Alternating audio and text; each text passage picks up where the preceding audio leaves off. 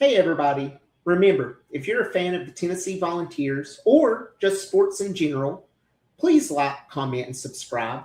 Any and all support's greatly appreciated. Now, let's get to the video.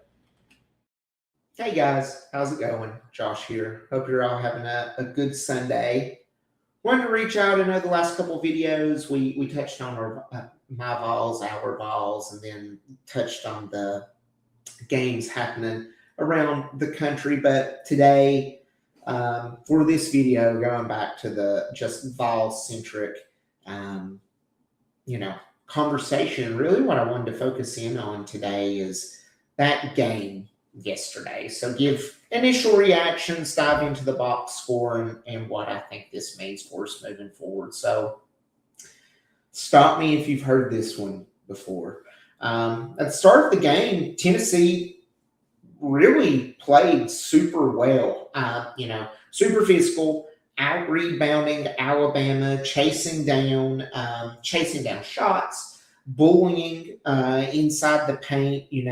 Kerry really had a heck of a game, and he looked like just a grown man out there yesterday. Akpara having a great game.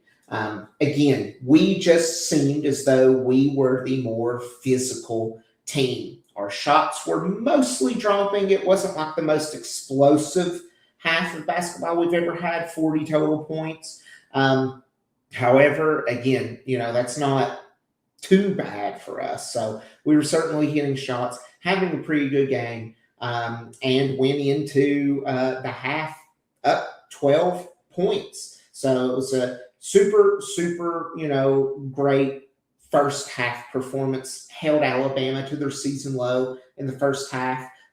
They were not ice cold from the field, but they were just getting out rebounded, out physical. Some of their threes were hitting. They finished with 10 total made threes, which is not abnormal for them. But again, for the most part, we were certainly the more physical team.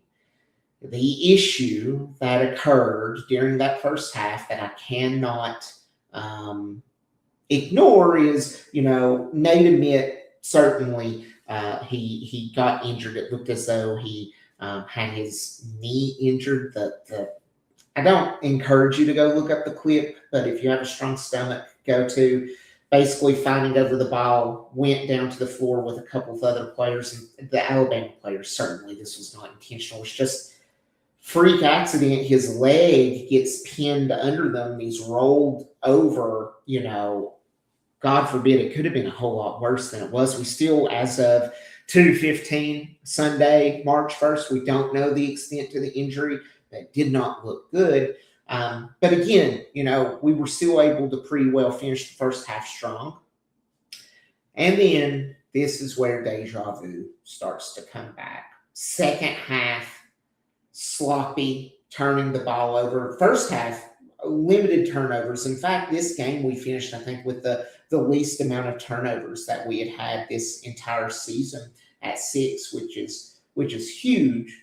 But this has been a recurring theme that when those turnovers happen, they happen at the absolute worst time, and they are backbreakers. And Alabama started hitting shots. Tennessee started missing shots. And before you know it, especially when you play a team like Alabama that can just chuck up threes left and right, Alabama's going on, I think, towards the close of the second half when it got time for the end there, time for us to make a stand. I think they had went on like a 14-2 run, something like that. Just Alabama. Nate Ament says they were not the better team. Alabama, we were the better team in the first half when it didn't matter as much. Alabama was the much better team in the second half when it mattered the most. So the reason I say, why does this sound like deja vu?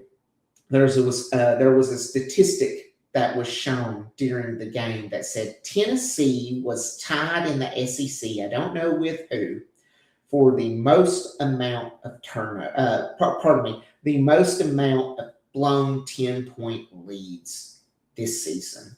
And as a Tennessee fan or someone who's watched Tennessee basketball, you can attest this. We've lived this multiple times this season. Both times with Kentucky, notably come to mind, now with Alabama. Against quality opponents, Tennessee cannot keep the foot on the gas. And I don't think it's necessarily an effort thing. That's what a lot of the fans are chalking it up to. This is effort, this is effort. What I think it is this team is built around tenacious defense and just hoping the scorers can keep scoring. That has been an issue throughout the Rick Barnes tenure, right? Like, there's been multiple games throughout his coaching time here, throughout this season, throughout past seasons. It wasn't as bad the last two because we had Dalton Knecht or Chaz Lanier, but you could go 7 or 8 minutes without scoring. You may hear that, and you may think that's me being dramatic. No, that is 100% true. There were times, and there have been times this season, we went 6 or 7 minutes without a made field goal.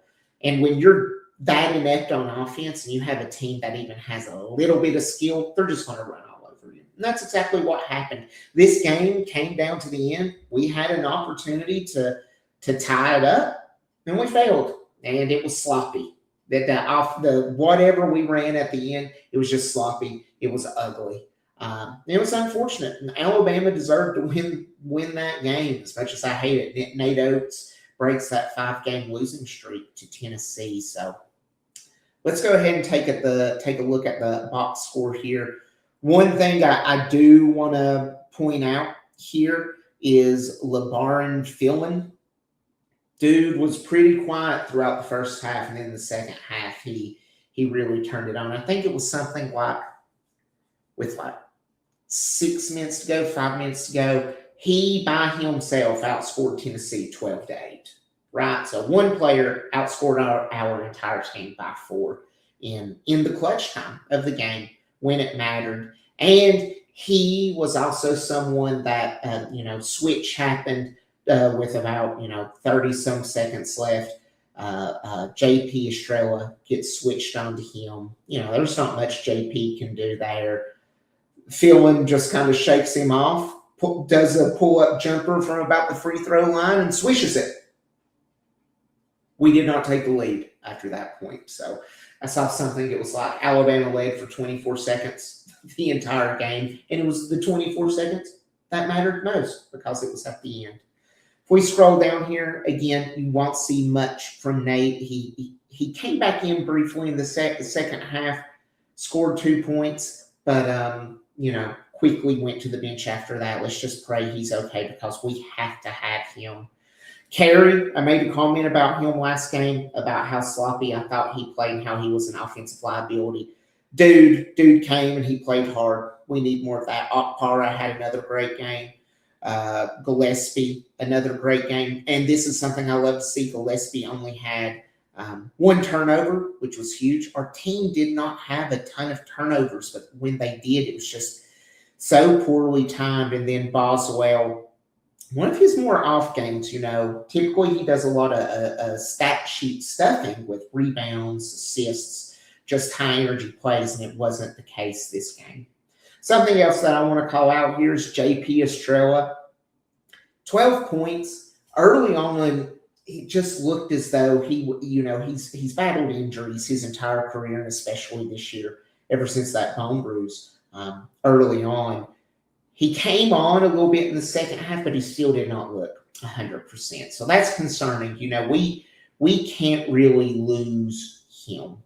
Dwayne Brown didn't get a lot of playing time today, which was shocking. Amari Evans did. Amari's just a beast, had a few clutch rebounds. But again, the team came up short. And in closing here, it's not the end of the world. We've still got 2 games. We should win against South Carolina. Then we'll have a raucous crowd here to close out the season and head into the SEC tournament against Vanderbilt on Saturday. But what this game does mean is you're eliminated at any chance of having a double bye in the tournament. So that's unfortunate. We're a lock for the NCAA tournament, so I'm not too concerned there. But what is disheartening, and if I can just be direct and honest for a moment, we've went through 4 months of the season now, and we still haven't quite found out who's the best lineup, who we are as a team, and who we can really go to in the clutch time to make a shot and to win. Now, we did get a glimpse of that last week against Vanderbilt when we, Boswell and Ament carried us to victory, but losing Ament today was huge. It certainly swung it in the second half, but there has to be a hard question asked is why does this team keep blowing second half leads over and over and over again? And I think it's the style of play. I love Rick Barnes, but honestly, if I could have one or the other, I'm going to go for a high-powered offense over a staunch defense any day. We've seen what that's like in football. So what do I think this means? If this team shows up today and we do not have Nate Ament, we'll be lucky to get past the round of 64. If a hobbled Nate Ament comes back, a round of 32 is possible. But we were really, really progressing, from mid-Jan up until this week. But it really feels like we've taken a little bit of a downturn, especially with Nate Ament's injury. So prayers that he gets healed up, that he gets back into action before too long, because our team really depends on him, and without him, we are quite limited, and that opens up a whole other question around roster construction. But I'll leave it there. What do you all think about this in the comments? Am I overreacting? Am I hitting the nail on the head? I look forward to hearing what you think. Thanks again for stopping in today. And remember, if you like this content, I can't ask enough. Please like, comment, and subscribe. Any and all support's greatly appreciated. And as always, go Vols!